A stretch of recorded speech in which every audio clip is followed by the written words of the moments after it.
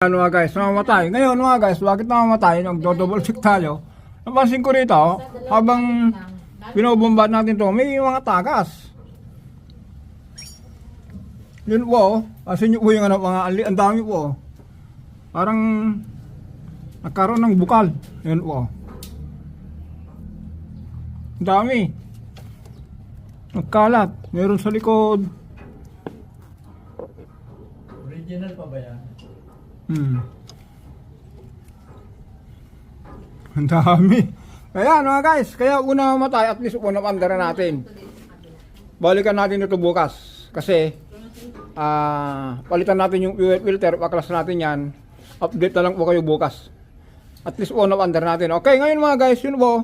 Kung ganito pong nabaha, i-check nyo muna yung i-drain nyo yung tubig na may langis.